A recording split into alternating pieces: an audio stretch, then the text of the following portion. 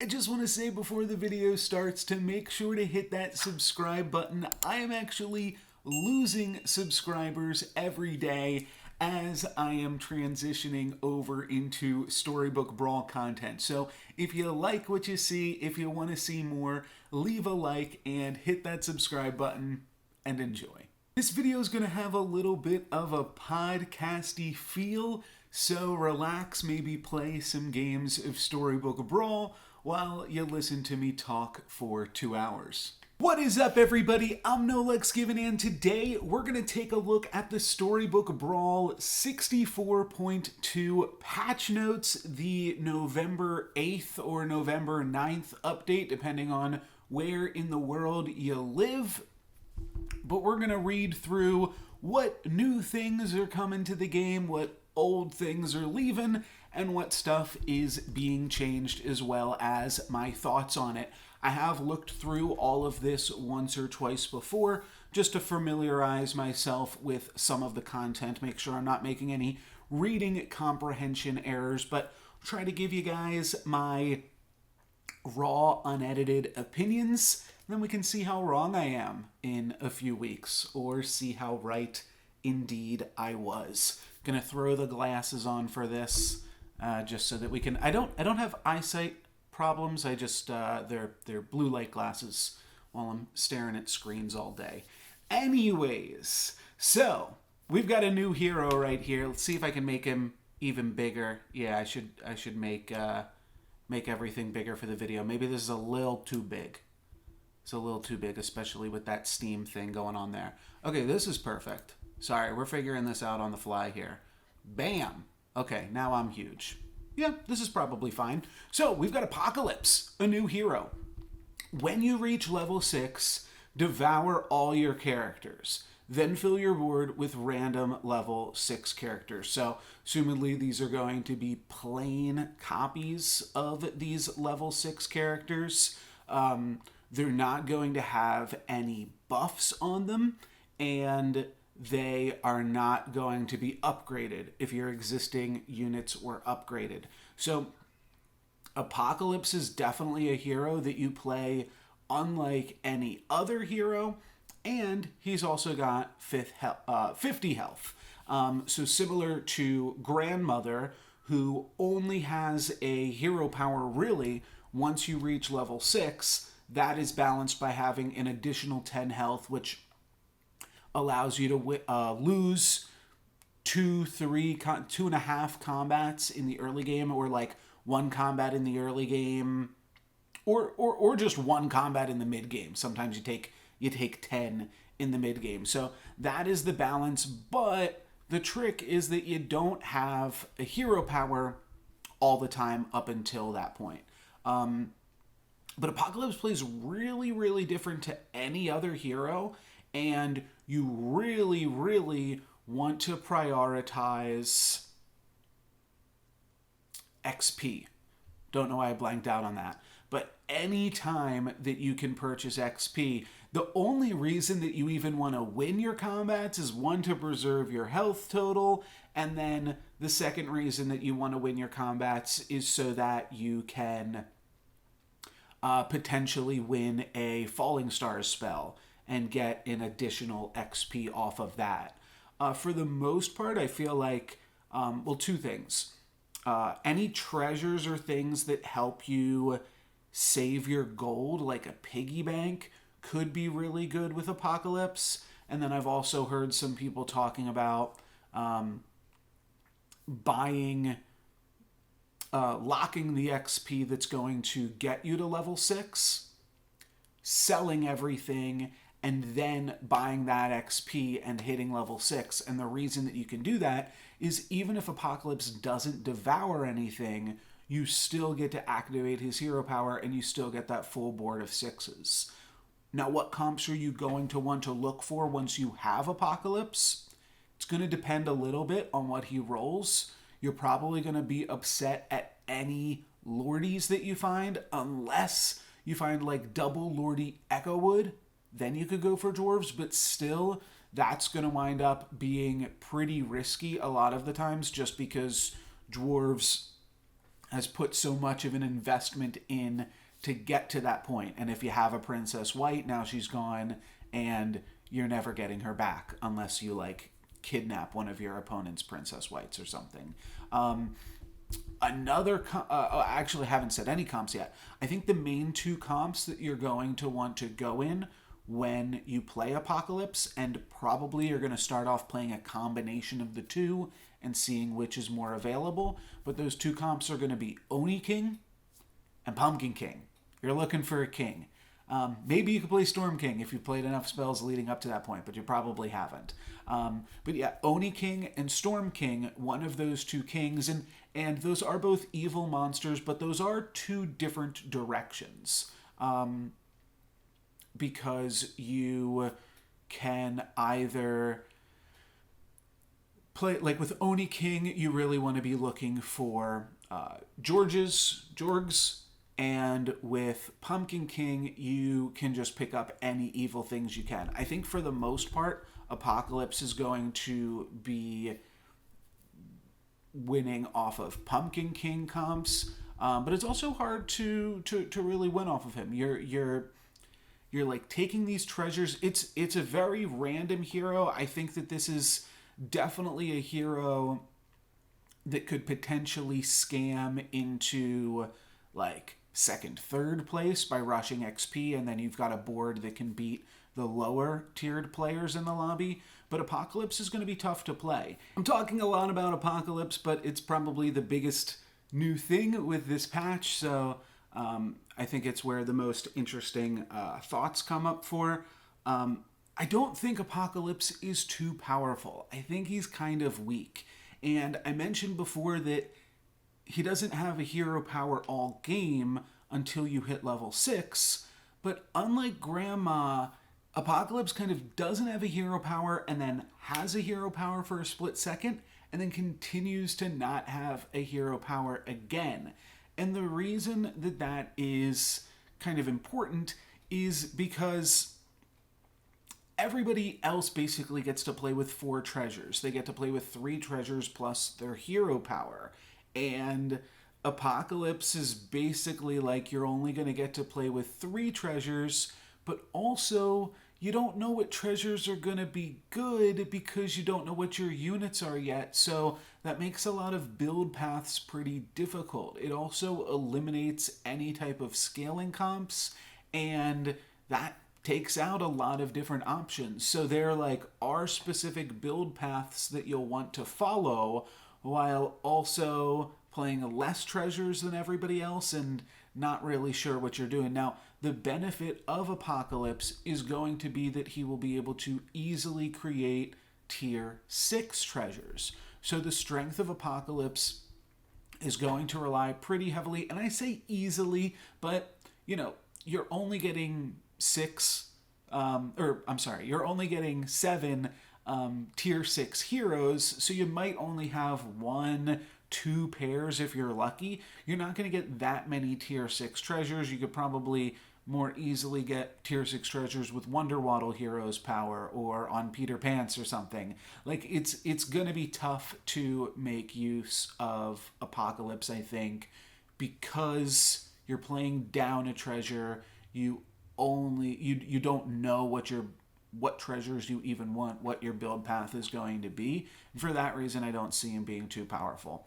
I do think he could be, if you mask and you take Skip and then you take Apocalypse, that could be something good. This does seem like something that Skip would really appreciate, both because it already has that extra HP and because Skip is just looking to find some scam comp or something to stabilize so that then it can build an advantage. And Skip typically also is not making too much use of treasures to begin with.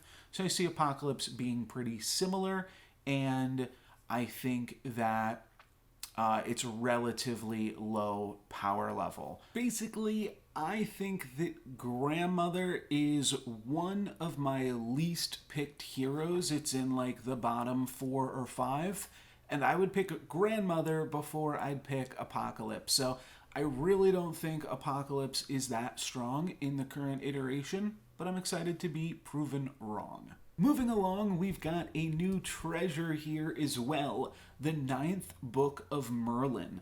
So this is a 5-cost treasure that says your mages become monster books, essentially. Your mages have last breath, cast a random spell. I think that this is really, really cool. It allows you to kind of get another way to make spell matters comps happening. I remember when I first started playing the game, I thought the biggest way to grow Storm Kings was with monster books. And this really does make that route pretty legitimate. As well, a lot of your mages that aren't Storm King are also going to have things that trigger off of spells, namely Aeon, Spellweaver, and Wizard's Familiar. But if you've got Aeon, that means that you're also growing all of your mages with any spell that gets cast. So Aeon plus the ninth Book of Merlin are that's going to wind up being a really good combo, and I foresee this treasure being pretty powerful. One thing that I think is also really good about this treasure is there's not too many things that you're looking for on 5 when you are playing a spell matters comp. So the things that you're looking for that I can think of are Tree of Life, Mimic, and then maybe something like Ambrosia or Staff of the Old Toad that are just kind of generic good stuff, make your team better. But the ninth Book of Merlin is like an end game treasure for spell matters comps. So I think this is going to make a lot of heroes better, and it's going to make them pursue Nyan Sea Terror more aggressively as well. I think that Merlin could definitely be using a Nyan Sea Terror as other champions could. And this is a cool way to make spells matter more with Loki, which is a champion that casts a bunch of spells but doesn't cast enough spells to really do to have that be part of the game plan. They're just kind of incidental to what else is going on. So I think ninth Book of Merlin, obviously it's going to work really well with Merlin. I think this is a huge buff to Merlin here, and I think it's a really good spell. I also think that it's a 5 that Pants would be happy to pick up too. So I really like this treasure. I think that it's really powerful, and we'll see if it's pivot worthy as well. I could certainly see Wonder Waddle pivoting to this if they get it early, or just other champions, other heroes pivoting to this as well. So I really, really like this treasure. I think it's really powerful. On to some balance changes. Sporko can definitely use it's just a buff. Sporko and Lady of the Lake are both getting +2 attack, and this is just straight up a buff. They're not losing any health. They're not a different cost or anything like that. So obviously this is good. Sporko and Lady of the Lake. I think Lady of the Lake provides unique gameplay aspects to it. One of the problems with Lady of the Lake and Sporko both is that if this is an effect that you really want for your comp, a lot of the times you've upgraded either a Mad Mim or a Baby Root, and the upgraded Mad Mim / Baby Root give more in support bonus than Lady of the Lake and Sporko. So that's always been a very awkward thing. One of the most powerful things that they can do is, especially for Sporko, go behind a Baba Yaga and also be a mage, again, mostly for Sporko. Sporko's definitely always been the more powerful of these two, but Sporko has also always had the problem of, well, you're supporting a Baba Yaga, you're supporting an Aeon. I just spoiled it. I meant to say you're supporting a Chupacabra. Did I say Baba Yaga earlier as well? I meant to say Chupacabra, but I'm thinking of Baba Yaga because the reason that Sporko is bad is because Baba Yaga comes on 5 and then there's another 6 cost monster, and Sporko is just worse than both of those two things for what Sporko is trying to do. Now, Sporko and Lady of the Lake both have the benefit of being a mage. Is that going to be enough? Not really. Though, I mean, you do play both of these sometimes in those mage comps. I generally don't think, especially for Lady of the Lake, you're really going to care too much about this bonus to attack. It's like the stat, like a 3 attack ranged unit is really nothing to get too excited about. But again, that's a lot because Baba Yaga is coming, and Baba Yaga is great. So don't know how much that'll help out these two. And Wolf in Sheep's Clothing is the next one. And this is another one that I agree it is a little bit underpowered. I don't know if the change really does too much to make it useful. The thing is, 4 gold is just so expensive. And one of the things about 4-drop minions, 4 has some of the most powerful minions and some of the weakest treasures. So your gold, and you also don't have 12 gold yet. So the 4 cost minions really have to be worth it for the amount of gold that you're spending on them. And for the most part, if Sheep in Wolf's Clothing is what you want, then you probably already have a Black Cat, or you probably potentially have a Princess Peep, though that's not always quite the same thing. And though you have Baby Bear coming up as well on level 5. And a lot of times Sheep in Wolf's Clothing, it's like, okay, I could buy this basically as a 4-drop spell that gives my Black Cat like +4/+4 or +5/+5 on the summon. Now potentially +5/+5. And potentially I'm even shrinking the existing Black Cat if I had already any existing buffs. So Sheep in Wolf's Clothing is a little bit of a sell sometimes, because you'd much rather, if this is what you're looking for, you'd much rather be spending your money trying to find a hippo or a vulture and just making do with Black Cat or Princess Peep as the support for those backline really good 4-drop units. So I think that's really what is going to wind up being what holds Sheep in Wolf's Clothing back still. But that being said, it is a weak unit, so some additional stats on it could be helpful. I think Sheep in Wolf's Clothing could actually totally be cut. I think that it is a cool flavor card. I like Sheep in Wolf's Clothing for the game. But it is it's not that powerful, and I don't think that this change is going to make it that much more powerful. Speaking of not that powerful, we've got Puff Puff, and Puff Puff's a really interesting one. I think that there is a lot of times where you could just legitimately make a case for taking Puff Puff, and then when it turns out growing, getting excited by that and actually pivoting that into something cool. I think that one of the awkward parts with Puff Puff is it really wants Copycat. Copycat is now super contested at the moment, and they also both cost 4, so you kind of need to make sure you get your Copycats, and everybody's looking for those, and that's the more powerful part of the comp. You can do more powerful things with Copycat than you can really with Puff Puff. But I think Puff Puff is just a unit that, okay, it's basically like starting stats alongside Chupacabra and just good solid stats. This is a good direction for Puff Puff and could actually lead to more people taking it and more people having a little bit of a Puff Puff pop off. And I think this is a good one. It's probably still going to be meme status. There's an interesting thing with Puff Puff too. That it's you want a bunch of Puff Puffs, so it's fine that they don't triple.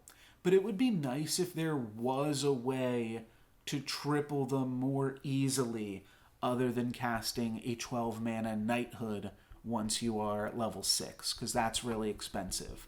But another buff for the puff, as the patch notes say. I think that that's good, and I think this is about the limits of where you can go with it. Because if 2 people start taking puff puffs, then you're in trouble, and then it doesn't work anymore. But puff puff is pretty sweet, and yeah, seems pretty good. Lightning Dragon getting a buff is pretty good, and the reason that this is good is because dragon synergy, neutral dragon synergy, makes dragons really tough. But they're balanced around the fact that they are tough to buff, so having them have a little bit more additional stats, I think, is pretty good. I do know a lot of players that have made some good things happen with Lightning Dragon. I have a really sweet Lightning Dragon video. It's one of my coolest videos. I'll link it here, where I cheese out some level 5 treasures and then make some really good work with Lightning Dragons. It's tough because you don't want any dragon-related treasures to show up too late in the game. If you are combining 6 drops or something and you hit some dragon-related treasure that I'm theorizing right now, you'd be a little bit upset. It's like you only got to pick 2. But I don't know, maybe there is potential to add in one more dragon-related treasure somewhere in the game.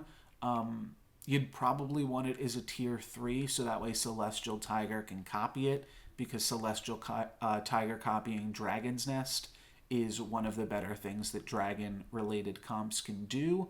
Also, Lightning Dragon doesn't upgrade when you upgrade it, so that is always a little bit awkward too. So this is welcome, but I don't. It's going to make Lightning Dragon see more play. It certainly is. 10 is a lot, and that's going to mean it's killing most things. You're probably still going to want to try to buff it though, and try to figure that out. But something like Coin of Sharon or something, and as well as just Sharon herself, are good things to have with Lightning Dragon. So it's about all I can say as far as Lightning Dragon goes. Ogre Princess, forgot about this one. Ogre Princess getting a buff. It's not really a relevant buff. It's not going to help it slay. But sure, 1 additional health. That way it's not getting blown out by 1 damage spells. I really don't think that this matters too much. It's not going to change whether or not Ogre Princess gets played. I do see it as different text, but I don't see any mention of the text in the patch notes, so I believe that the new text is just a formatting change, and that she still does what she does. If you liked her before, she's still probably just as good now. When you upgrade her now, she has 2 additional health. She becomes a 6/4 rather than a 6/2. Somewhat relevant, but by the time you are upgrading her, it's probably not relevant. I think that she was sweet. I think that she'll continue to be sweet. So this really doesn't change Ogre Princess in my mind, because I already thought that she was really cool. Trojan Donkey, on the other hand, I think this is potentially one of the hugest buffs. Let me scroll up.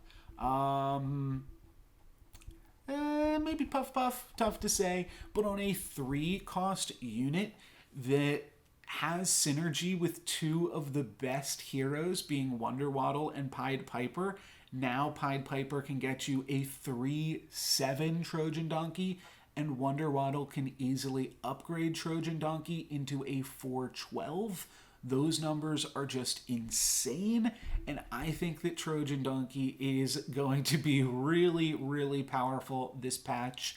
I've only played, I think, 1.5 games on this patch, because there were some bugs last night when it first dropped, but I was already forcing Trojan Donkey and upgrading Trojan Donkeys, and then supporting them with Lady of the Lake as well. But Trojan Donkey is a lot more powerful with this buff, and a buff to a card very synergistic with the two of the most powerful heroes, I think is definitely going to make an impact. So, yeah, if that's what they're going for, it's good. I think it could have been a 1/6, but that's not a huge deal breaker either, because you really only care about the toughness on this. But 6 toughness is going to mean it's surviving for the most part when you're level 3. 12 means that it can survive even past that and just be really strong. Humpty Dumpty, okay, this is the biggest buff. This is going to be the most impactful change of the patch, I think. I think this is really going to push people towards taking Humpty Dumpties in the early game.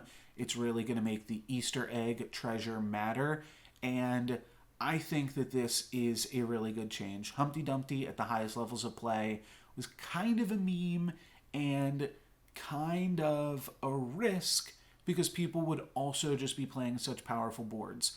I would often talk about taking Tiny and stuff like that on stream, because Tiny can just trade with anything. And now that Tiny can't trade with Humpty Dumpty, I think that that's really good for the balance of the game. I think that if you're taking Humpty Dumpty, you should know that you are winning those early fights. And there's something else coming up later on in the patch notes that I think is really synergistic with this change to Humpty Dumpty. But I think it's really cool, and I'm excited to see how it shakes up the game. I'm hoping that it doesn't make the game faster, if that makes sense. I'm hoping that people aren't able to easily snowball with these Humpty Dumpty comps, because there should be a risk of Humpty Dumpty. Because Humpty Dumpty, I'm just saying it so much, the risk is obviously when he dies, it can't be put back together again. But now that his treasure is more powerful, that he is more powerful, all of these other things are getting to the point where the benefits are going to significantly outweigh the risks. You can for glory very easily, so a lot of things like that. And I think that Humpty Dumpty might even be too good right now, and we'll see how that goes in as we play some future patches here. Tweedledee is another change. It's going from a 4114 to a 3223. Originally, I really didn't like this change because I think that it's a nerf to the... I mean, it's certainly a nerf to the Tweedledee half of it, and a buff to the Tweedledum. Even though it's not like a great buff to the Tweedledum. But the important thing is that now Tweedledee and Tweedledum can both survive on their own without any support.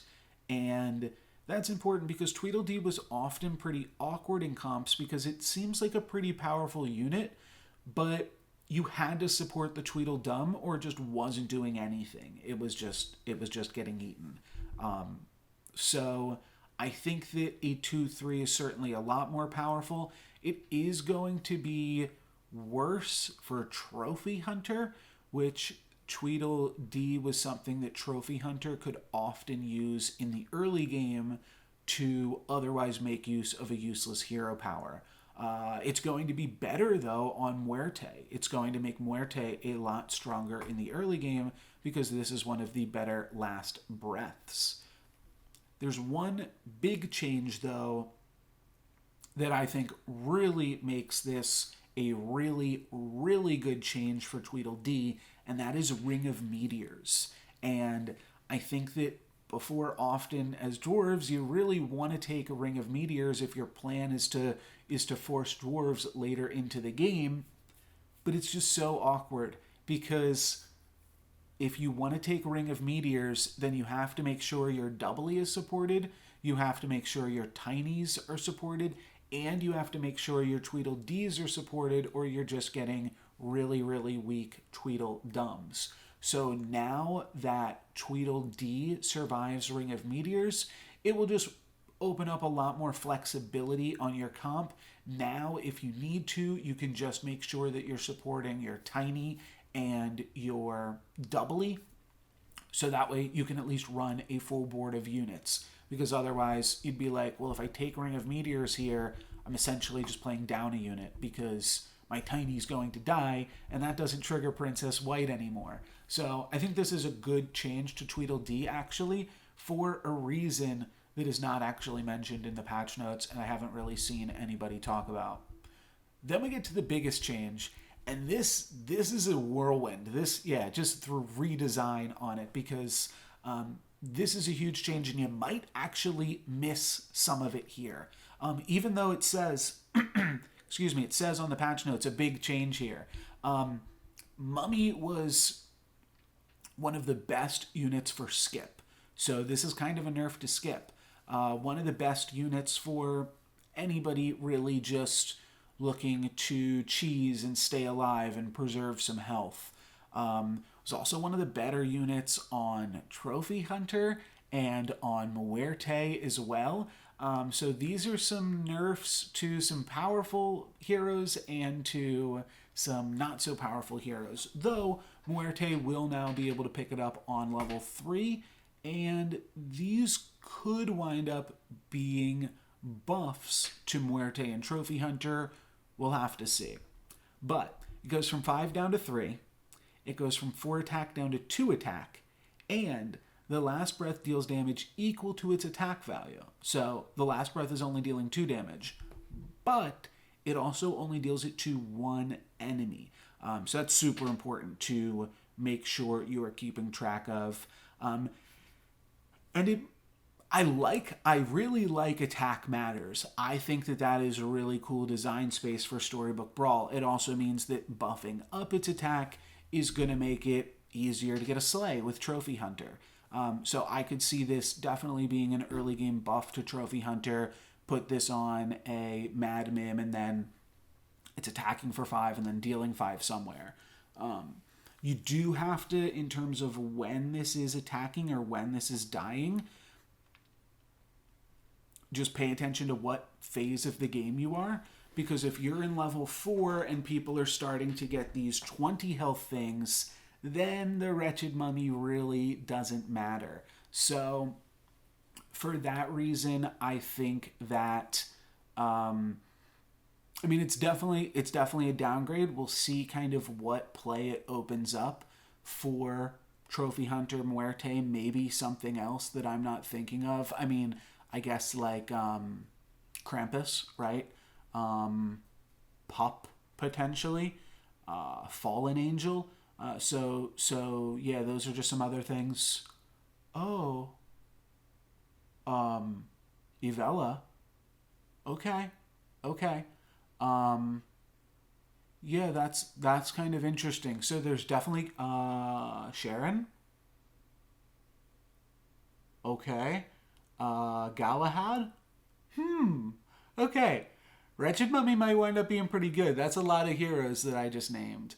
And it can take a spell. It's a monster. There's already a lot of monsters on tier 3 that can take a rootworm, but Wretched Mummy is going to be up there as one of the better ones for this. I think you're often going to wind up seeing this in slot 1 with a support, or slot 2 could be pretty common, and then could also just see it as an incidental slot 4, or yeah, slot 4 seems pretty good for it as well. Slot 4 supportless. Probably won't see it slot 3 that much unless you're putting like a Mad Mim in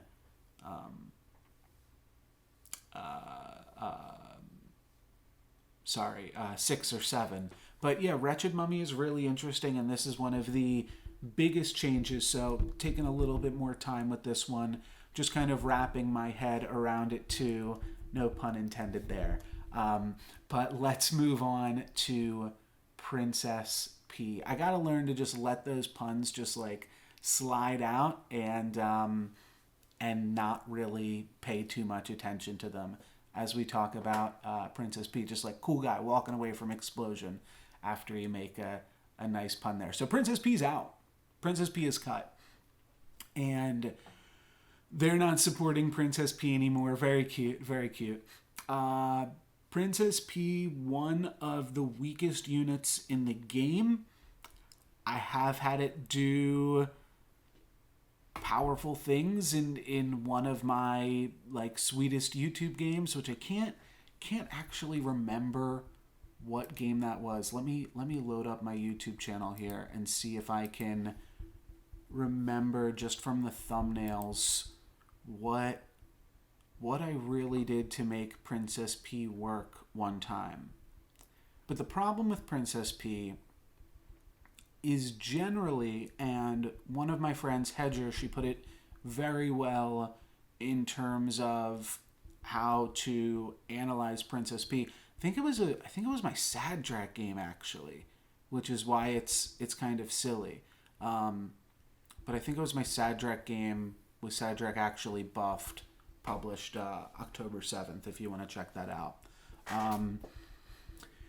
Princess P has a very short window where she works, and that makes it a very weak unit. It also has the same problems of costing 4 that so many other things do. You don't really want to be supporting that much on 4, which is potentially going to change a little bit now with the mage buff to Sporko and a Lady of the Lake that we just saw. One of the reasons that you don't want to be supporting when you are on 4 is because it's just such a powerful time of the game when there's so many other powerful units, and it effectively means that you are playing a unit down because your backline support units just aren't doing anything, and the support buff isn't enough to allow your frontline units to trade 2 for 1. Now, Princess P is super powerful, but she doesn't scale really unless you've got Prince Arthur, and you don't really want to be playing those supports. So maybe Princess P could have gotten better with the buff to the supports. Maybe that's part of the reason that she's getting cut. But I think we could potentially see Princess P come back either in a totally different form just because they've got cool artwork and might want to reuse it, or it could be something really cool to see in the early portion of the game, probably as a level 3 that is like a 3/3 that gets an additional +3/+3. And I'm not a designer. I haven't thought that through totally. But the problem with Princess P is that you only wind up playing her for like 1 turns, 2 turns, and then you have to sell her. And because she's just not scaling, she's not as good as everything else on the board. And at that point, you've spent 4 gold for not that great of an effect. So for that reason, Princess P is out, too weak. And on the other side of things, Grimsoul is getting cut for being too strong. Grimsoul has just been really, really good in... I think one thing that's kind of telling about Grimsoul, I mean, there's just so much that Grimsoul does, and none of those things are particularly fair. And this solves a lot of different balance issues, because Polywoggle Grimsoul was pretty good. It was pretty good. Grimsoul Adventurer was enough to get Adventurer taken out of the game, so that was way too good. We've seen Grimsoul just do incredible things in the Slay comps in the past patch, and then there is also the Trophy Hunter Grimsoul Croc combo that has made them redesign some elements of the combat in the game as well. And maybe now we'll see some of those combat elements reworked or something. Maybe it's a fine safe gap or something. For those that don't know, each of your slots can only attack 5 times in a row. So let's say you're playing Mordred, you've got a baby bear in your hand and a baby bear on your first slot. Baby bear attacks, then mama, then papa. A baby bear gets summoned in. I think that's how that works. Don't quote me on that. Baby bear attacks, then mama attacks, and then papa will actually not attack. It will move on to your second slot because you've already attacked 5 times with that first slot. So Grimsoul Croc is a very silly combo that just generates infinite Grimsouls by making Last Breath, Slay, summon a Grimsoul off a Croc. Grimsoul just does a bunch of broken things. This is unfortunately a huge nerf to Trophy Hunter and Muerte. They're coming up a lot in this, but they're definitely front of mind because of the Grimsoul cut. But it's also, I mean, they're too powerful for everything else. I think that this is, well, we'll get back.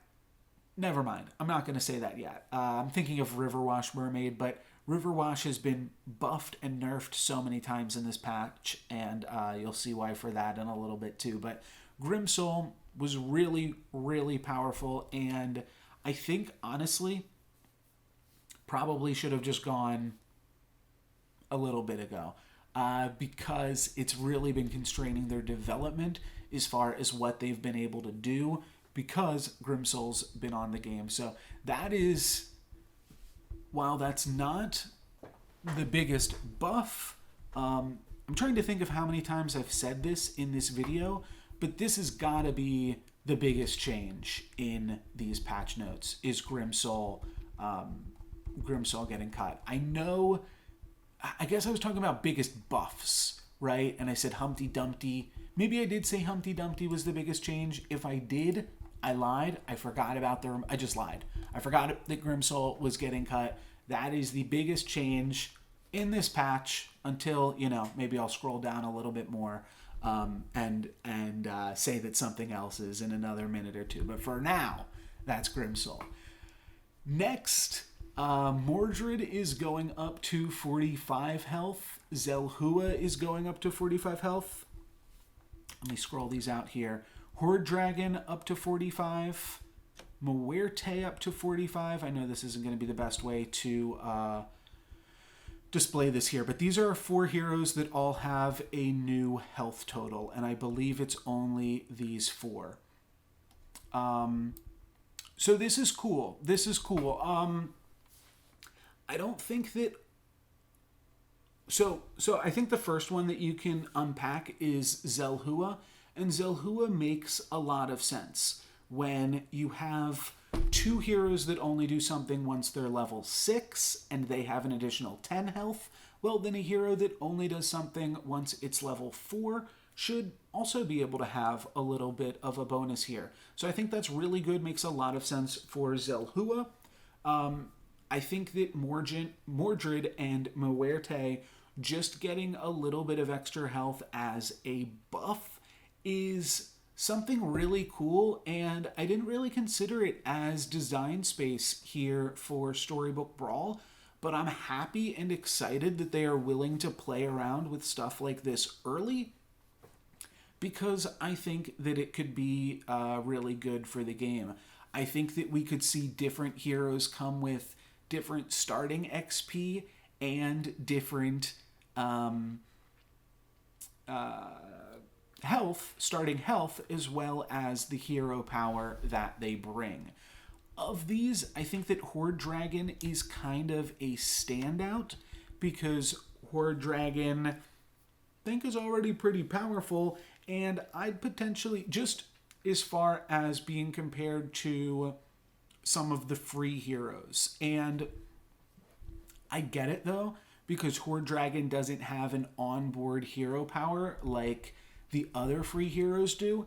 And Krampus, Mrs. Claus, Jack's Giant, they don't really need the additional health because they're already getting that additional health by winning those early combats in the game. So I'll think on that, though. Is there a way to more... Is there a different way that you can reward some of those free heroes that isn't just additional health? We're also only dealing with multiples of 5 for now. I think we could certainly see that change as things go down in the future. I think that the rounded numbers are much easier to remember, and it makes the game much easier to scout, but there's no reason you couldn't have 41 health as your starting health on a hero, or 44, or any number in between, even 35, which, I mean, effectively that's skip, you know? But, yeah, I think that that's definitely something that they can play around with. A big note here, even though the text is small. I scrolled in way too much. Big note here. As they're changing this, I mean, this makes total sense. Once you see that all of these heroes are getting additional health, you're like, wait a minute, is this a huge buff to the mask? And it was all a dream? But no, you can no longer get health off of It Was All a Dream as you're playing Mask or any other hero, which is a huge nerf to Mask. Excuse me, my nose just started to get very itchy. But that's a huge nerf to the Mask, and I understand nerfing the Mask, and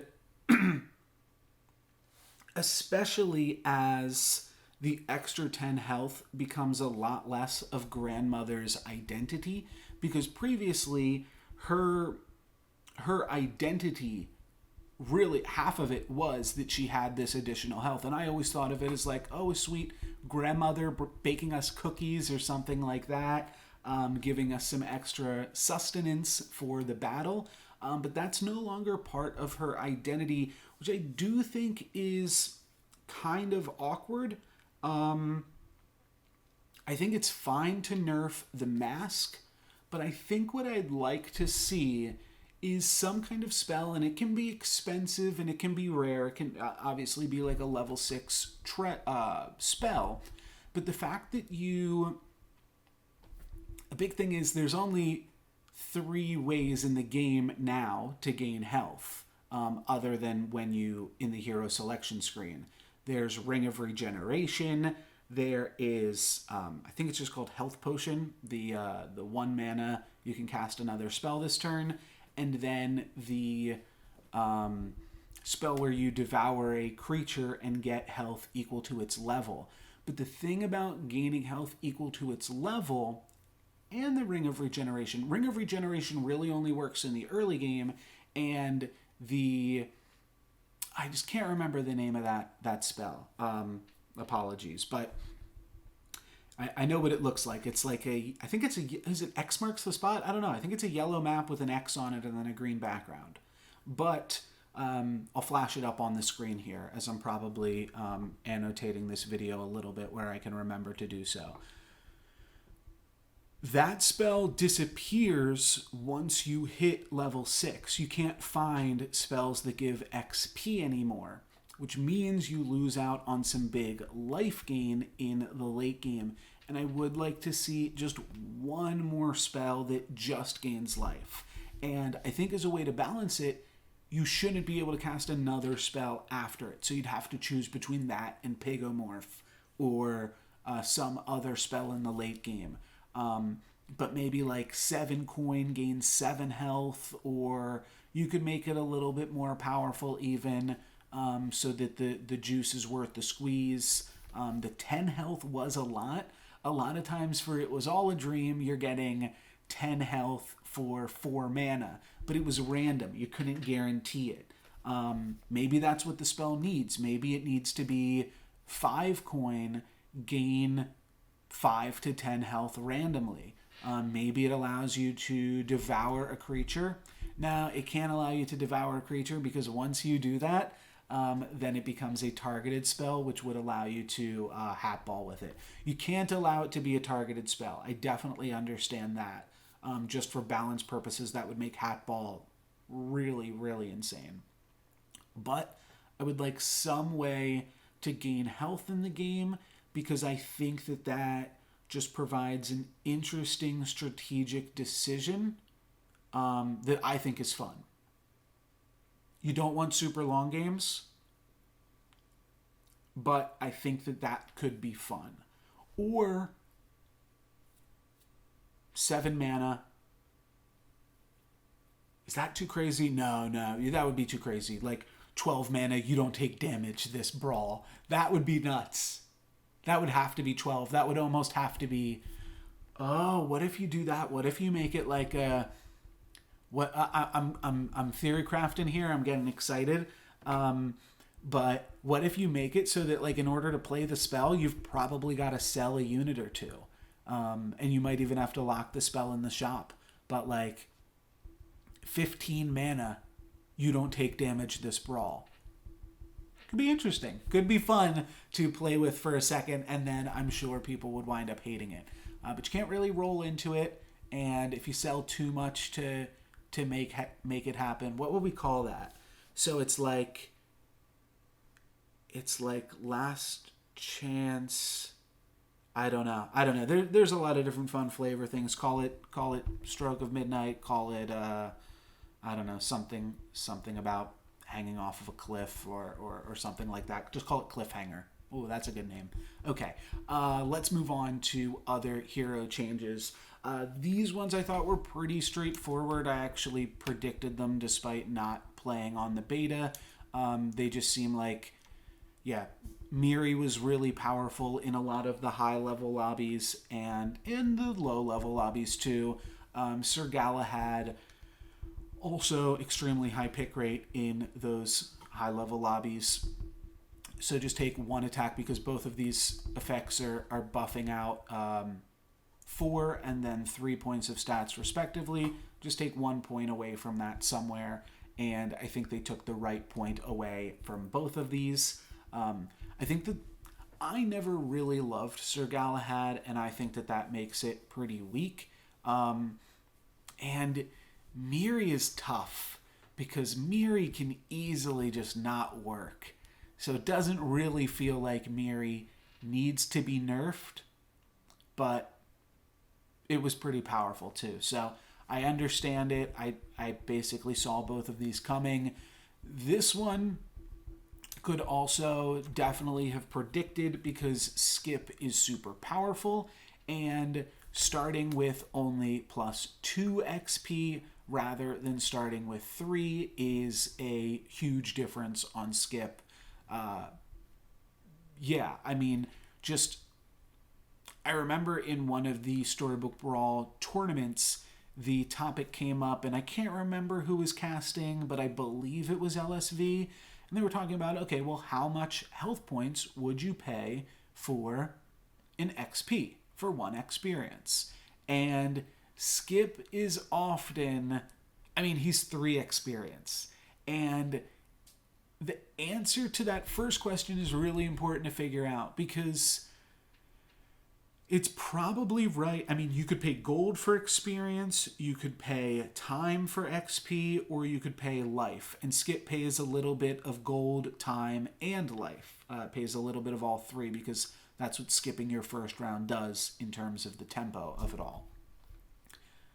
But it gets 3 XP for that, and it was really, really powerful and, really strong. You can see the patch notes here say these 3 heroes have consistently been in the top 5 in terms of average finish. These changes should help with overall balance. I definitely think Skip was too powerful, and another hero that's too powerful that's kind of not mentioned in these patch notes, but severely nerfed in a bunch of ways is, of course, the mask, and this is a big change to the mask as well. Oftentimes, if you had the opportunity to pick either Skip or the mask, you just take the mask because then you could potentially dream into Skip because nobody else has got it. So I believe that Skip is still going to work with the mask though, but it just means that Skip is a little bit less powerful, which I think should help for the overall balance of things as well. It is ultimately going to change a lot about how Skip is played because this means that Skip still has... it means that Skip won't be able to buy a 3-drop on his first turn, which is huge. Skip is going to have 3 gold and only be able to purchase a 2-drop. So you can roll in 2-drop, or you can do some other things, like cast some spells or something like that. And that's going to have ripple effects on the rest of the game. I think that is a huge nerf to not be able to... Because currently as Skip exists, you get to see a shop and you can potentially lock it. And then on the next turn, you get to buy a 3-drop. When you actually start to play the game, you get to buy a 3-drop. You're more powerful than everybody else. Now, you don't get to do that. So I would... I think this is potentially an overcorrection with just that one little change that Skip won't be able to really recover from here.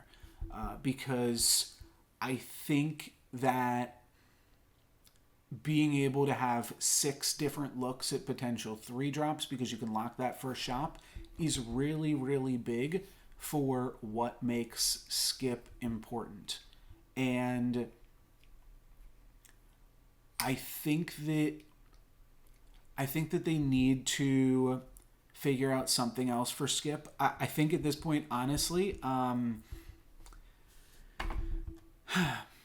it's tough. Like, it might even just be better to have Skip say none of the other stuff and just say you start with 1 extra XP. I think that would actually be a better Skip right now. And you don't skip your first turn. You get to play that first turn. Because it's really just huge to...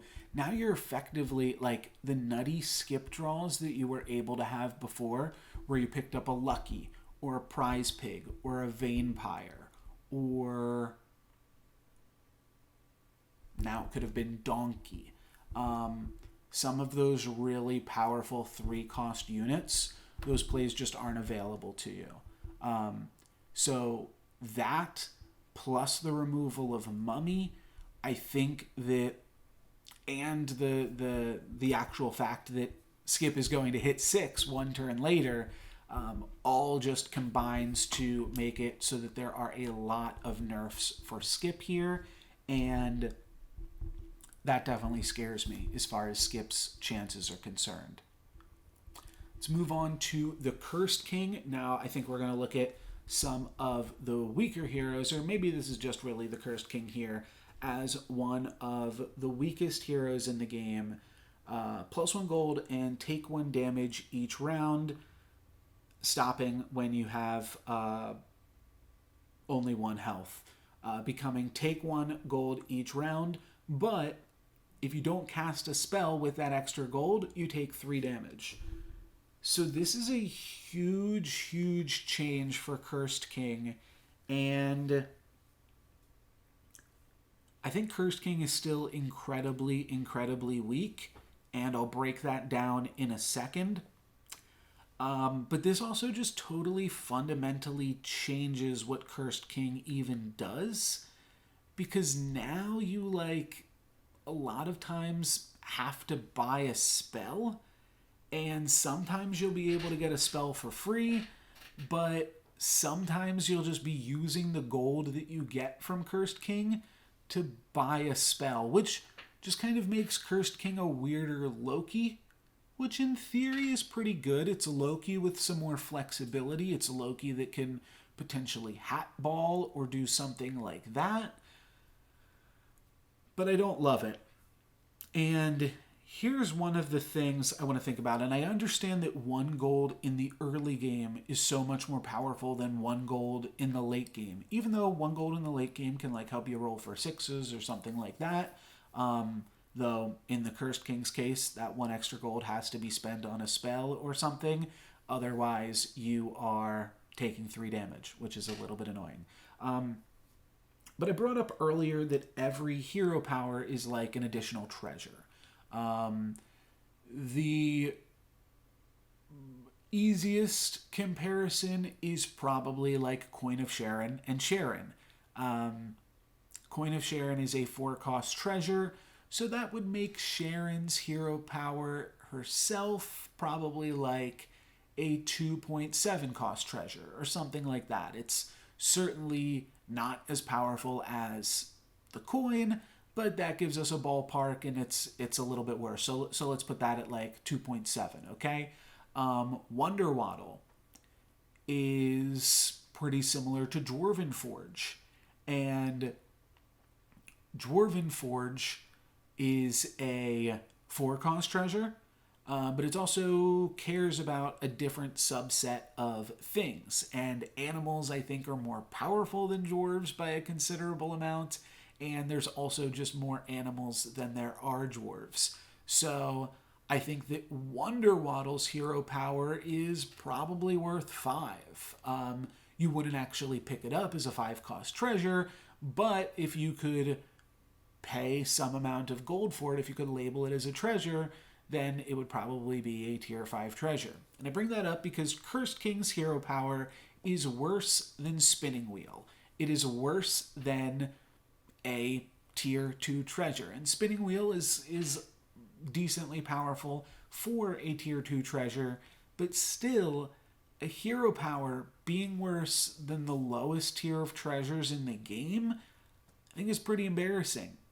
And I think that kind of just puts into perspective how powerful the Cursed King actually is. Of course, that extra gold early in the game is the difference between a low-key high roll and a low-key low roll. A low-key roll.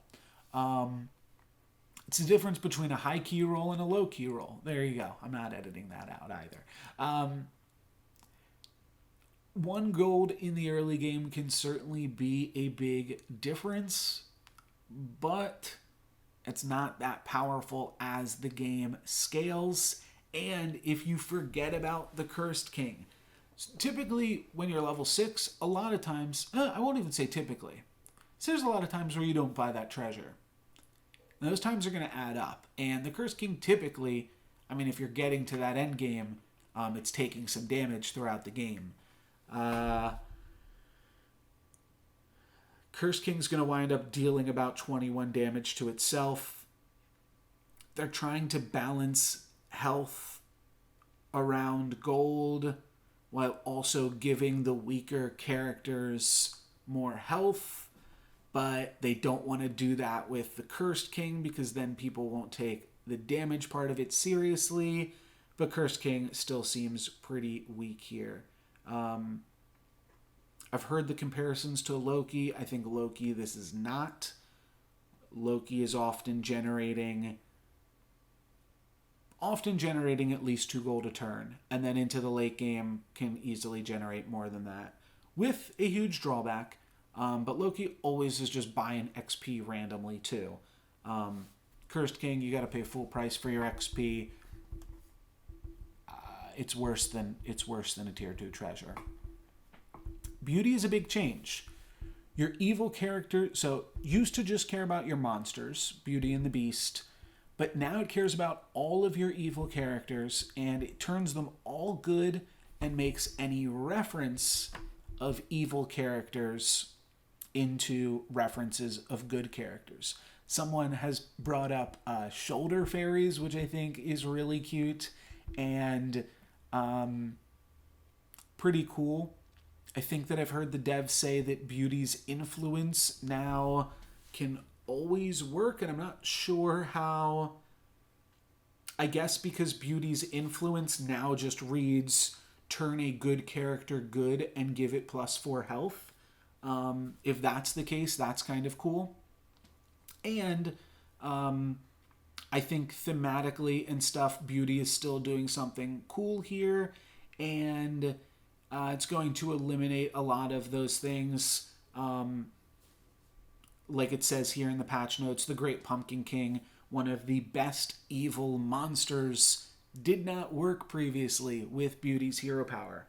And the +2/+2 that Beauty could have given to everything that she spawns would no longer work here. I believe that the Pumpkin King will not be able to spawn anything that is actually good. I believe that it only spawns things that are in the Pumpkin King summon pool. It's only going to care about that, but it will count your good characters. And I think Beauty's really good. Beauty was pretty strong with some of the opportunities for Slay comps. I used Beauty in the recent Open League Series qualifier that Vero is running, and I played Beauty in my first game and won it, and with kind of a Slay comp. It was a Jorg Slay comp. I think that the -2/-2 effectively definitely hurts some of Beauty's ability in the early game, but now Beauty just has a lot more options because now she can take good units pretty freely, and there's going to be a lot more synergies that we just have not experienced yet. There's going to be things like Good Boy in Beauty comps. There's going to be things like, I mean, that was already possible, but I think it's just slightly more possible now because you can do weird things with Pumpkin and Good Boy and Last Breaths and weird things like that.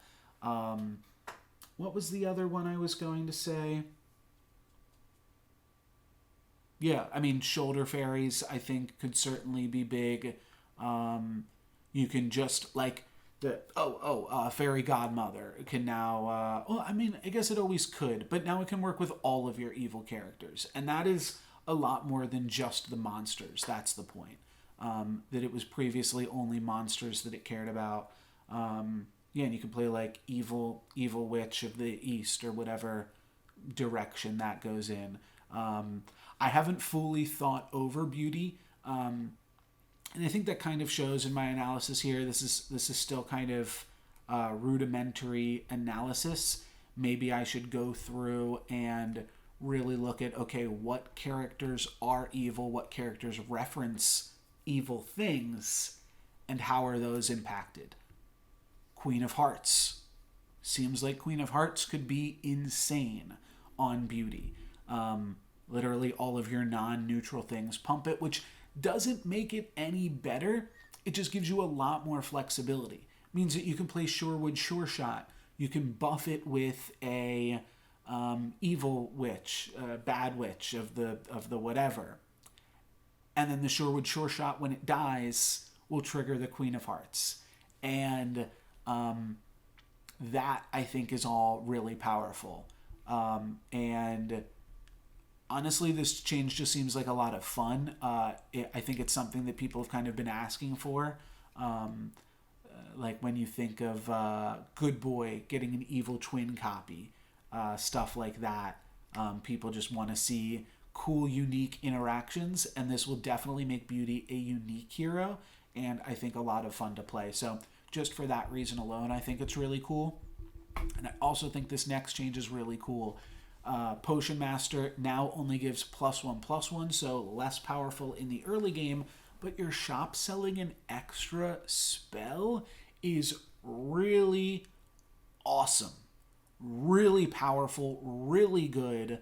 I don't think even people quite realize to the extent that this is so powerful, because it means now that when you're rolling for XP, you're twice as likely to hit XP. When you are rolling for Pigomorph or some type of scam, you're twice as likely to find that Pigomorph. And I think that this is just super powerful, super cool. There is one thing that I would like to see in some capacity in the game. Probably at level 6 or 7. And the balance on it would be tough. It also wouldn't be that powerful. So that's why I say the balance on it is tough, but I'll just get the idea out there. It would be cool if there was a way to play 2 spells in a turn. And I guess right now the way that we have that is the 6-cost treasure that says when you buy a spell, cast it twice. But right now it's like that, Forking Rod, and Crystal Ball. And basically what I'm getting at is I would like an additional way to hit Crystal Ball without hitting Crystal Ball. Because Potion Master now really, really, really wants Crystal Ball, but it's more powerful regardless. I think that this is also going to help just in terms of the early game high roll potential. You're much more likely to have a Forbidden Fruit in one of your first 2 shops, allowing you to start the game with 3 minions. And then from there, you can actually start making use of the hero power and casting spells directly on characters. That's going to be toned down now to +1 instead of +2. But the thing is, you still need Crystal Ball with Potion Master. I think that this is not going to play out the way that the devs intended potentially. I think that people are effectively going to, let me just scroll up.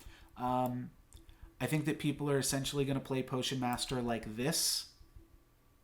Your shop sells an extra spell. And really have that be the hero power. Because that is pretty powerful in of itself. It means that every time you hit the roll, you gain an extra gold. If you are rolling for XP, then you have twice as much coin purchasing power to roll.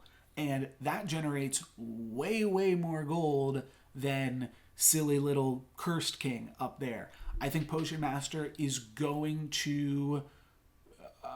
I think it's going to be bonkers. I think it's going to be a really, really, really powerful hero. So mark my words, if you are listening to this, go win some lobbies with Potion Master before others start to catch on. Not that there's really, it's not like you're drafting it away from other people. New Geppetto scales with your level. This is cool. This is good. It's really just a buff. Geppetto, if he could find a black cat on level 2, was winning because he was generating a 4/4. Now he's generating a 3/3. It's still pretty powerful for level 2. It isn't just an instant win, both now because the egg has gotten buffed and because that wasn't hitting it regardless, but making it a 3/3, sure, it's a little less powerful. But I would gladly take that for double the hero power by the time you are level 6. A lot of the times with Geppetto, you're just kind of using the hero power as tempo, and then once you hit level 6, you're figuring out, okay, am I using this hero power, or am I just ignoring it? And now you can't really ignore it, because +6/+6 is a lot of stats. Throw a Bearstein in there, that's +12. Throw another Bearstein, that's +18. So almost 20 worth of stats, compared to the previous where it was short of 10. So new Geppetto, I think, is really, really strong. And it's another one that's kind of interesting because I think Geppetto was the strongest free hero. But they've buffed a lot of the free heroes in this patch too, which is cool. They've buffed Geppetto, they buffed Trophy Hunter, and they named a new spell after Merlin, or a new treasure after Merlin. And it synergizes really, really well with Merlin. So I would say that's a buff to Merlin. But definitely a buff to Geppetto. No real other way to look at it. And that's just great. I really love that. And I think that's really cool. We're going to see a buff on Book of Heroes from +1/+1 to +1/+2. Book of Heroes is just a weird one. With no scouting measures in the game, it's really hard to take it. When you take it, you can see, okay, are my opponents playing like a hero that could potentially be playing more evil units, like Pan Shadow or Krampus, but it's still really random. I also think that the single best use for Book of Heroes is probably always going to be Court Wizard, and this is not a buff to that because you don't really care if Court Wizard's got a bunch of health. I mean, maybe if it's got a bunch of health, which it can sometimes with the Book of Heroes, but honestly, you really just care about the attack. I think Book of Heroes would actually be better if it was +2/+0. A lot of good heroes have high toughness, including Happy Little Tree and Court Wizard. Well, Court Wizard doesn't have high toughness, it's just a ranged unit. But there are other good ranged units. And they already have so much health anyways. I mean, there's certainly ways where it can matter. And there's things that I can think of that work with this. I'm thinking like Sadrak or just ranged. Not really ranged units, though, no. So I don't know. Like Happy Little Tree, probably, because you'll take the extra health on it as well. That's going to help. That's going to help it get more attacks. Kind of a weird one, but certainly a weak and unique treasure. And I think buffing unique things is always good for the health of the game. Geppetto makes you play more differently than any other hero, so let's really incentivize people to actually use Geppetto's hero power into the late game. That all makes a lot of sense. Book of Heroes can do some busted things, but without scouting tools, it's really tough to care about the Book of Heroes. Sword of Fire and Ice is a funny one. Characters in your front have +6 health. Characters in your back have +6 attack. It's just an awkward treasure. When it's useful, it's okay. It's still probably one of the weakest tier 5 treasures because there's just so much power in the tier 5, and I'm not sure that you have to consider that when you're balancing around it. It's just really powerful. I'm sorry, the other things that you can pick are just really powerful. So I think that is going to make Sword of Fire and Ice a little bit tough to swallow generally. But if you've got... The tricky thing is, like... I mean, you really just play it for the +6 attack on your ranged units in the back. But that's not that great. Sometimes the 6 health means that your things aren't dying when you want them to because you've got Court Wizard. Sometimes the 6 health is just irrelevant because your frontline things need more attack to slay, or they're things with just high attack anyways, and they want more attack. They don't need a little bit of health. That's not really going to help them. It's like good on dwarves for the health on angry. But still just a weird card, and I don't really understand the flavor. I get that it's doing 2 different things, so they're trying the duality of fire and ice. This is still not something that I'm never going to be excited to see, and it's something that I'm going to pick when the shop gives me 2 very synergistic treasures that I can't currently build around, and I don't have any treasures already. But I'm never really going to be happy to see it, and I don't think that this changes that. You're just going to pick it when the other options are too specific. Speaking of specific level 5 treasures, Summoning Portal now being a 4-cost treasure, I think is crazy to me. I won't quite say it's the biggest change of this patch, but this is going to change a lot about how Storybook Brawl is played. Because Summoning Portal is a really, really powerful treasure, and now you can access Summoning Portal by combining hippos and vultures. And I think that's really, really crazy. Granted, the only game of this patch that I've played was with Pied Piper, and Summoning Portal with Pied Piper is kind of its own crazy bag. But I think that this is... I think that this is a mistake. I think it also really... I mean, all level 4 treasures kind of suck, and this is like a really good treasure for the specific comps that want it. So it's cool for those comps, even though some of those comps were already pretty good. But I think that it's just really awkward. I think that you're always taking this, or you're taking it really freaking often, because it's just really good, based off a lot of different things that you can go into. So yeah, this is an interesting one, and I can't remember the name of the treasure at the moment, but there is another level 4 treasure that gives, I believe it's +1/+1 to units in the same row whenever something dies. And you just look at that compared to Summoning Portal.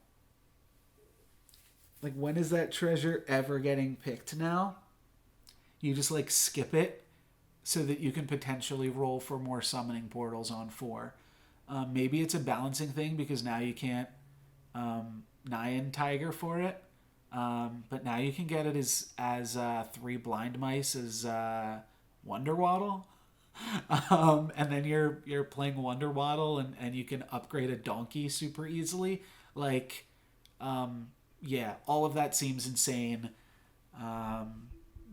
One of the more powerful treasures, in my opinion, at least that gears you towards specific comps, right? Like, a lot of times you see Summoning Portal and you skip it. And maybe that's kind of the point.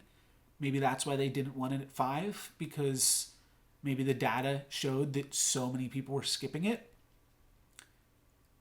And I see that.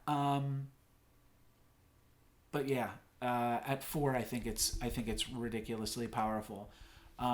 Piggy bank, I think that this change is really, really cool. I don't know if it will ever come up, but I'm still super excited to see a little bit of a buff to piggy bank, because I think it's one of those cards that's cool when you are starting out playing, and there's definitely some things that high-level players can do with it, but very niche scenarios. And now it is a level 2 treasure that can change entire games and make entire games feel really unique, and that's what we love about Storybook Brawl. We love when these random occurrences happen that totally just change how you play the game and really separate that game from any others. That's because now every 5 gold saved gains you an interest on the next round. Really cool flavor-wise too. So I think that's just awesome, and is going to be a lot of fun to just do really silly things with, whether they work or not. So A+ on the change to piggy bank. Awesome flavor design. I don't know if how long they've had this idea in mind for piggy bank, but I absolutely love it. And if the numbers don't change, they can bring it down to 4, and then they could bring it back up to 5 later on. But I'd like to see just for one patch, bring it down to 4, bring it down to 3. No, that would be too much, because often you're not even using the piggy bank that much. But I think that that's a really cool change. Phoenix Feather. The first time your highest attack character dies, summon it. Moved from level 7 down to level 6. I think that this is kind of crazy.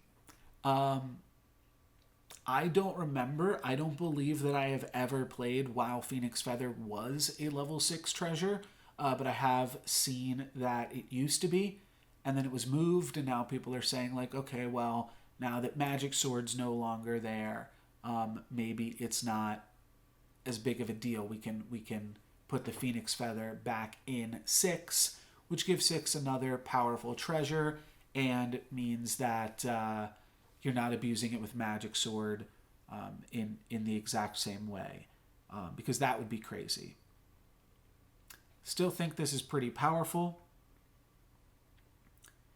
And yeah,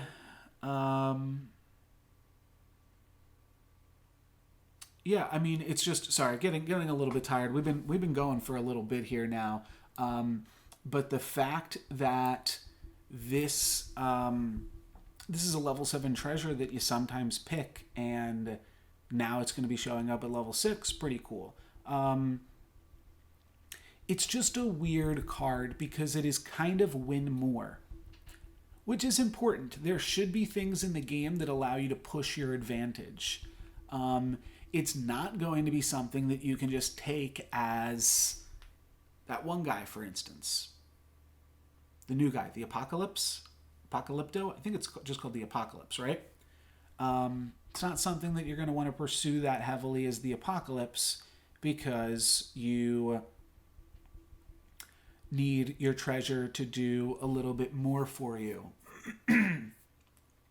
Though resummoning, like, I don't know, an Oni King or something, whatever you wind up upgrading, could be okay. There's a lot of stuff it doesn't work with. Could see this being fine. Honestly, haven't really wrapped my head around this one yet. It seems crazy because they've already removed it as a level 6 treasure once. It also just seems pretty big and splashy, and maybe that's just because of the color scheme of it, being that kind of gold yellow hue. I'm curious to see what this creates. I can only think of it in regards to the sleigh comps and things. And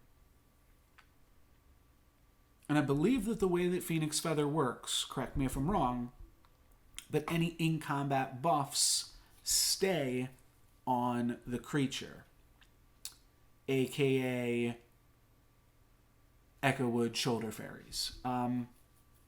So, and the patch notes say here, this will be very strong at level 6. We wanted to move a level 7 down since they've been moving some 6s up, and 7 crowding is obviously very awkward. If you have too many 7s, then they all get weak, because then you can't plan for any of them. So getting some out of there is also going to be a buff to all 7s, and theoretically a nerf to all 6s, but it's a buff to both. But it's cool, and I like that they are always willing to make these changes and go back on previous changes. I think that just shows a lot of intelligence and awareness, and makes me want to support the game to see what happens, and feel excited about playing Storybook Brawl going into the future. Pandora's Box, brand new treasure. After 2 brawls, transforms into a random level 7 treasure. I'm curious how data-driven this change was, if they realized that nobody was taking Pandora's Box. I think that there's other things that they're not considering about why Pandora's Box doesn't get taken, if this was a data-driven play, which I have to imagine it was. Certainly this makes Pandora's Box better. I actually don't think that this is needed.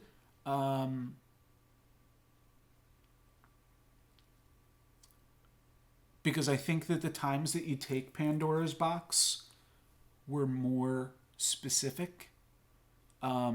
Basically, you take Pandora's Box if, 1, your other 2 treasures weren't really good in any particular way, i.e. they were not Spear or Embiggening Stone or Owls. 2, you take Pandora's Box if it's early enough that you're not sure the direction that you want to go in yet. And because of that, the additional turn, I don't think really impacted people's ability to take Pandora's Box. The thing that impacts people's ability to take it is, 1, that you're looking at all of these good level 6s as your other 2 options, and then 2, the word random. And I guess they feel like it would be too powerful to allow you to choose. But I would much rather this treasure say, after 2 brawls, pick a level 7.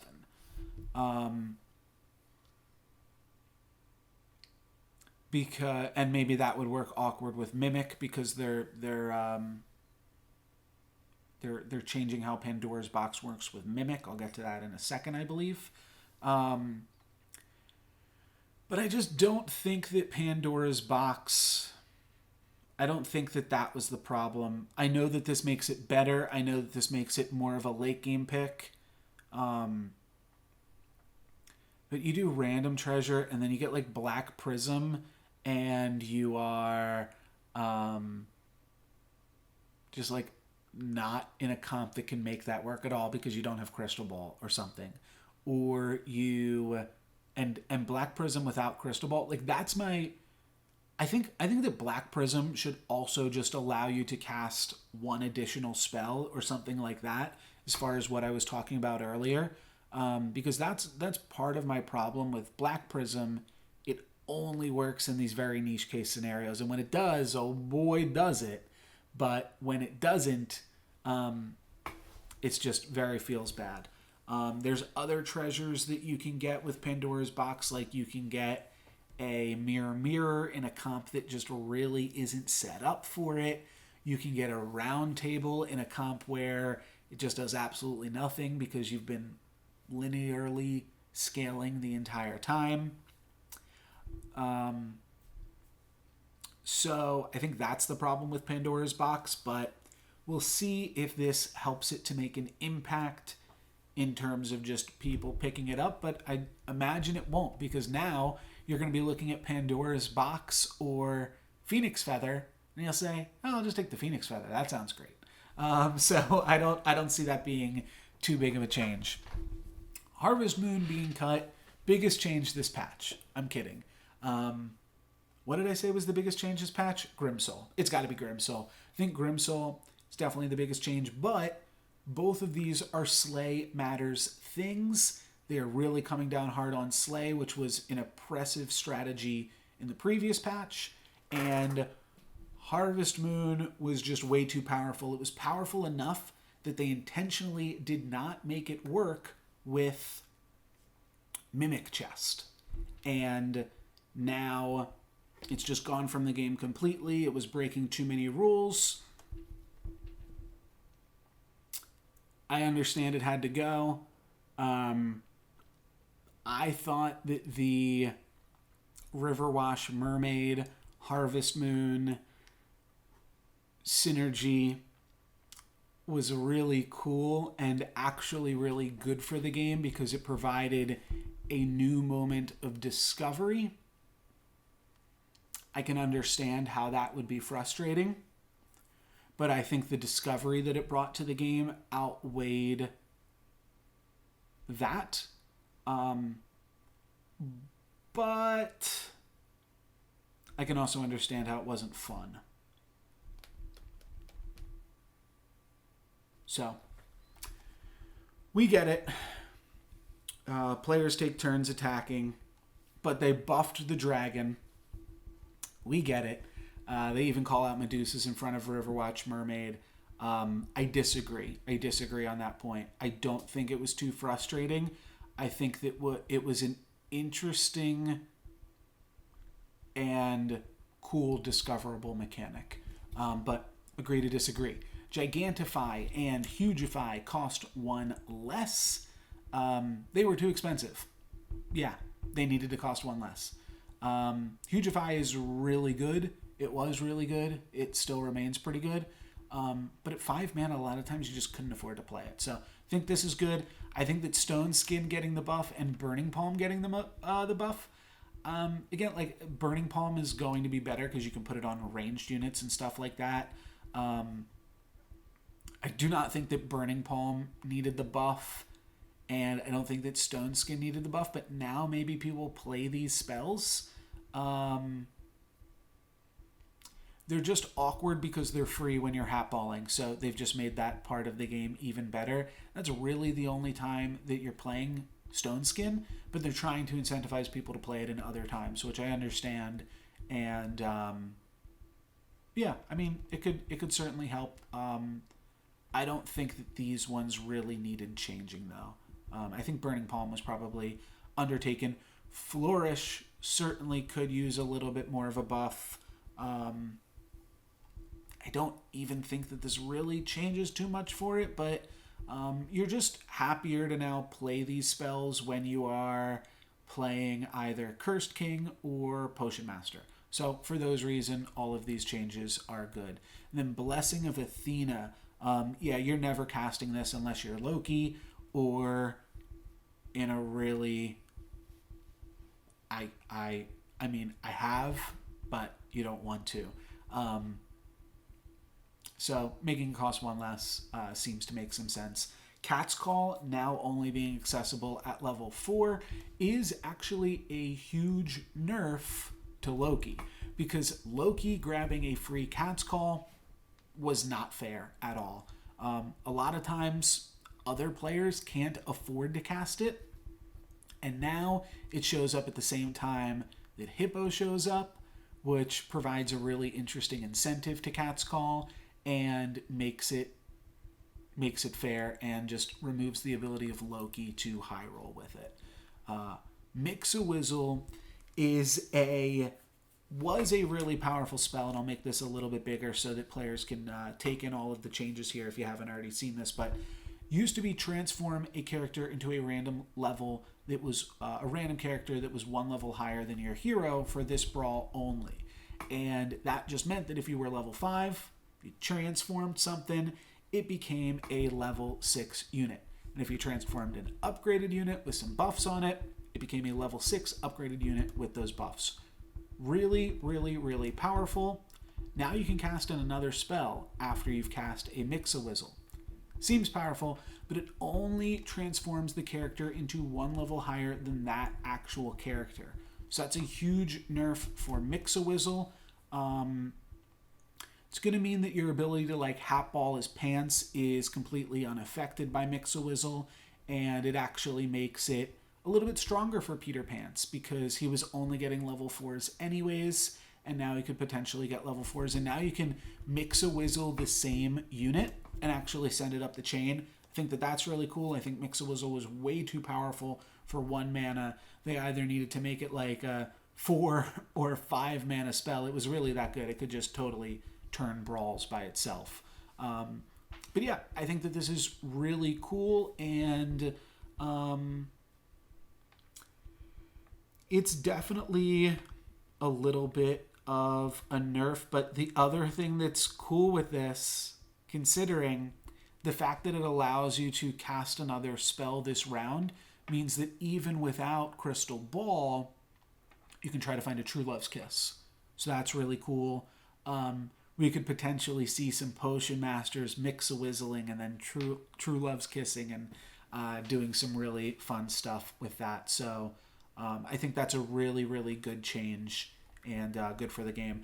This, I think, is also a good change. Fog taking out one ranged enemy unit. It also means that there's room for counterplay in Fog. If you only have one ranged unit, start to play another one, just so that way the Fog might hit that other one. But Fog was really weird. It also had a lot of really weird rules interactions that I think they just weren't expecting. I could even see Fog just reduce it. I mean, why reduce it to 1? I mean, sure, 1 is actually worse than being 0 because then it has to attack and waste one of your attacks. So I can understand why they went with 1. But yeah, Fog was just a really weird spell before, and this will further incentivize players to have multiple Court Wizards as well as multiple frontline Sherwood Sure Shots when they're playing those backline Court Wizards. Maybe I think that Fog could still use a little bit of a buff. I'm not sure how you do that. I don't think it's super elegant to just put on every spell you can cast another spell this round.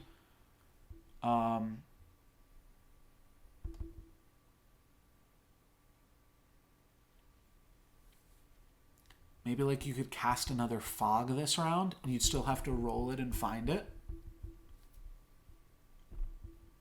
Have some then rolling fog appears in this shop. And it says like you can cast this if you've cast a fog this turn.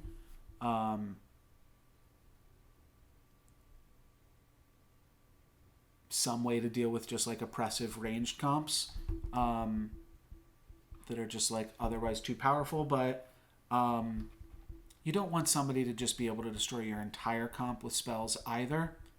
So I'm not quite sure if that would be incredibly elegant there either. Loki and Genie's Wish are now getting, to be honest, pretty big nerf. And I've said some other things that nerf Loki, I believe, in this as well. But now they can cast a selection of targeted spells. And, it even says it here, making Loki a bit more balanced. So this is definitely a nerf to Loki here. And a nerf to Genie's Wish as well, as they are both just less likely to hit XP, which is the most powerful thing that they can typically do. Features, touchscreen. Storybook Brawl will now occasionally lock the shop and make the game unplayable. They messed up a little bit with this one, and when the patch went out initially, the game was a little bit broken, and we had some players in lobbies where there was just absolutely nothing they can do. Before we go, I do want to look at these bug fixes, though, because this says bug fixes. Where are we at here? Just was trying to make it a little bit bigger. But some of these are really actually big things. Aeon will no longer double reduce spells in your first shop if you didn't lock. I have no clue what that's even talking about. Okay, that's a bug fix, sure. Pandora's box will no longer have any interaction with Mimic. That doesn't seem like a bug. That seems like a balance change to me, because that was one of the reasons, certainly, where you would take Pandora's box in the past. So, not super happy about that one. If you're trying to buff Pandora's box, then don't remove the high roll potential from it. I understand why that's in bug fixing, because the templating of it was very weird. Because you often wouldn't realize what was going on as the player, which was very bad. Because effectively, say you have Mimic, say you also have Ring of Regeneration, and then you have a Pandora's box. Pandora's box is going to roll into something, and then it's going to, that one just happens, and then it's going to ask you to replace a treasure right when your combat start, or right when your shop screen starts, and you're like, wait, what am I doing? Why am I replacing a treasure right now? So it was a little bit confusing. As a note, we're aware of recent issues with disconnections and freezes. Sure, good. Keep going for it. We will now prevent countering permanent alignment changes effects from showing up together. For example, if you have corrupted Heartwood, you will not be able to see Crown of Atlas. Oh. Okay. That's really interesting. I can't say that that's a bug.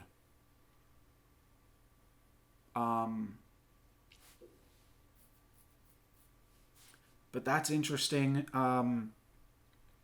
The way that those two interacted was very unintuitive, in that they just canceled each other out. So just making it not possible, I guess, is one way to change that.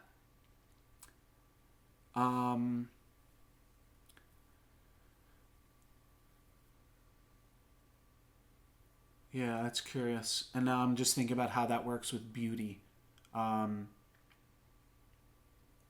don't really understand this one because I can't think of any other example. So if you can think of another example, let me know. But that's a little bit confusing without more examples. It's a little bit confusing to unpack the depth of that, is all I'll say. Updated Q-tips, great. And then I remember this one being big. Remove the buffed animation from Aeon. Oh, okay. Okay. Sure. Yeah, I'll take it. Aeon, while you are casting multiple spells in a turn, which you're often doing with Aeon, or often trying to do with Aeon, as well as Black Prism, some of those animation things in Storybook Brawl could really be annoying, because sometimes your whole thing would just freeze up. So this is like a balance thing, but also definitely a bug thing, because sometimes you would just be unable to really play the game, and that was really unfortunate. I thought there was more in the bug fixes, but I must have just been remembering the Pandora's Box Mimic thing and wanting to talk about that. But yeah, interesting stuff. Interesting, cool stuff. This was a lot longer than I thought it was going to be, but there we go. There is Apocalypse again. This is probably going to be almost a 2-hour video, so anytime where I said I was going to annotate something on the screen, I'm not sure I did that. I don't think I can promise that one, because I'd rather just get this video uploaded and out there rather than have to watch it and edit it and move it around myself. But hopefully I gave you guys some fun stuff to think about. I figured this would kind of be like a cool podcasty format. I've done similar things like this previously, and I've streamed them on Twitch. I don't think that this format is the best for Twitch, but it can work. The problem is just like, this was already 2 hours. You start adding additional comments into this, it can really go off the rails. But maybe that's something I'll do in the future if there is interest in that. For now, that's going to be it for me. New Storybook Brawl videos every single day. I'm going to keep that trend going for as long as I possibly can. Today was certainly a longer video than most, but hopefully you enjoyed and are enjoying the new patch of Storybook Brawl. Have fun. Good luck. I'll see you next time. I'm NoLucksGiven. Peace.